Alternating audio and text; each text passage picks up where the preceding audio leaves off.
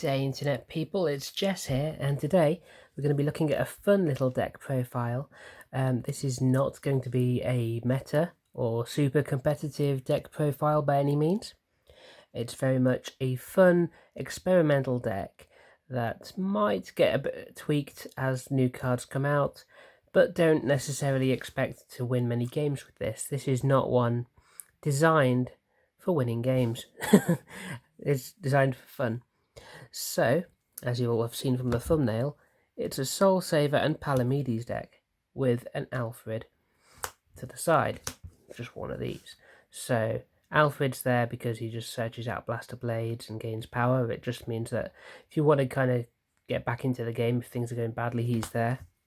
Anyway, the main kind of grade 3s of the deck, Soul Saver Dragon, you'll know this one from BT01.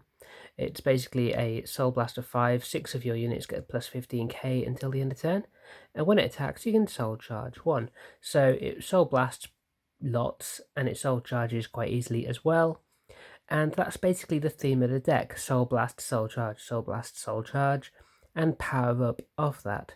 So obviously if you've got a full field and you're using Soul Saver to do your big blast, then that's plus 15 to everything that's on the field. That's already pretty nice.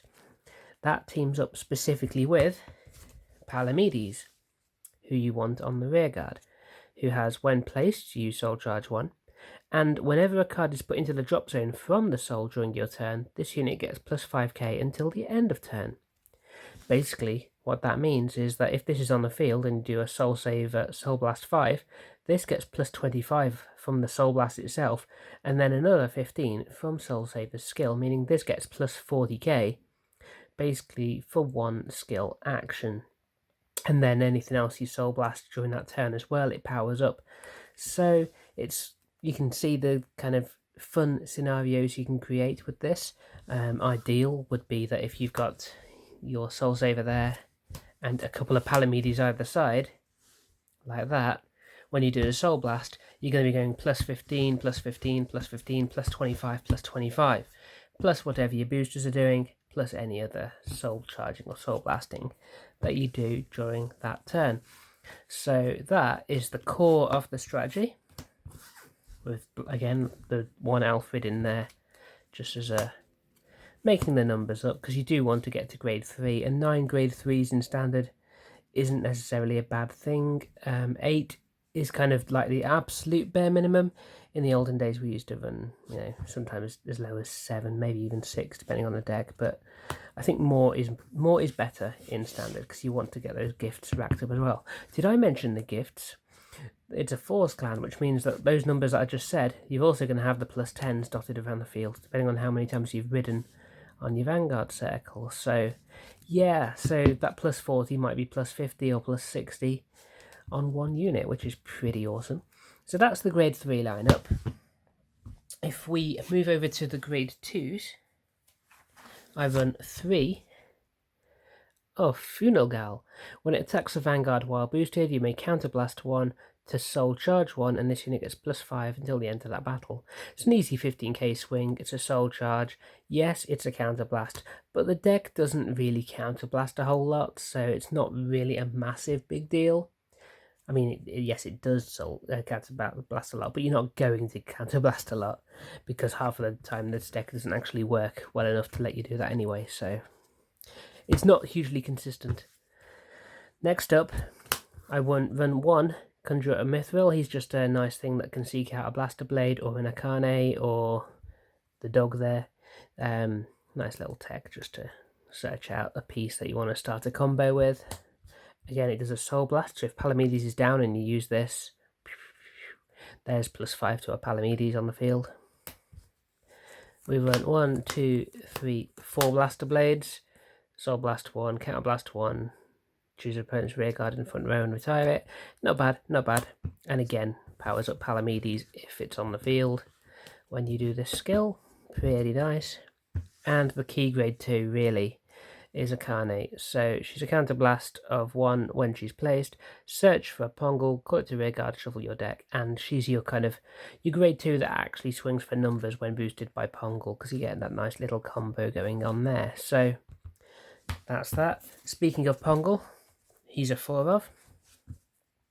Basically, when placed, if you've got another unit in the same column as this unit, you soul charge 1. And if you soul charge a trigger unit, then it gets +5 until the end of turn. So it's a 13k booster if that happens, or it's an 8k booster otherwise for Akane, but then Akane gets the power, so you're still hitting a nice, probably somewhere in the region of 21, 31, depending on if you run a force marker.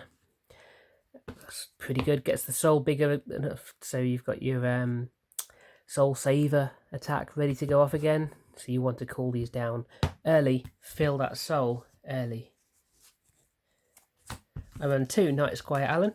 When placed, counterblast 1, call up to 1 card with a grade less than or equal to your Vanguard from your hand to rearguard. If you called, draw a card, this unit gets +3 until the other turn. Pretty good. Just means that you can call the unit essentially without using a card up from your hand. And it gains that little bit of power. So that's that. 2 of the nice booster. If you have 4 or more rear guards, it gets +3k, so it's a 10k booster. Can't really go wrong. Stick it behind the Vanguard, and you've got a 23k column, even without force or without any skills going off. And 4 little Sage Marin. Once per turn, when your other rear guard is placed in the same column as this unit, counterblast 1, draw a card. This unit gets +3. Same as Alan, but on different timing. Basically, this one's sitting on the field when you place something else. Alan is when you place him, so that's basically the only real difference between those. It's just on the timing of the call, basically. So, yeah, that's pretty useful. And again, you can just combo off these things. You do that, then you call like an Akane from that, and then you do Akane to get Pongle, and then before you know it, you've got a field. So there are ways to fill your field quite nicely. So that's the main build of the deck. Triggers are your standard 4 heal, 4 perfect draws, and then 8 crit. There is an argument to use 1 more draw trigger. And obviously the starter is the only choice at the moment, Gleim. And yeah, when read upon, draw a card. So that's this fun little deck. There is a video on the channel where you can watch this deck in action against Shadow Paladin. I won't promise it goes well, but that's the deck as it stands. Now, question: if this was your deck, if you wanted to make this deck more playable, but you haven't got the budgets, because I haven't got the budget to start adding in Bedivere and K and all of that sort of malarkey. So, in terms of double rares, commons, and rares, what would you suggest to make this deck A, more consistent, or B, good? If you can come up with any cool suggestions, let us know in the comments down below. I can take all your feedback on board, as long as that feedback consists of more than "this deck is crap, mate," because that's not very helpful, is it? In before every comment in the entire world just says "this deck is crap, mate." That's probably going to happen now. Yeah, that's it. Thanks for watching this little deck profile. I hope you enjoyed it. Hope it's given you some ideas. Ultimately, just don't be afraid to build a non-meta deck. If you want to build something that's fun, something that's different, that isn't necessarily the optimal build, go ahead and do it. You don't have to build the net deck that everyone uses and takes to team leagues and stuff. You know, just have a go. Play something fun. Try something new. You might enjoy something. Thanks for watching. Bye, Internet people. Kamui here. Thanks for watching Draw the Trigger. Here's another video you might enjoy.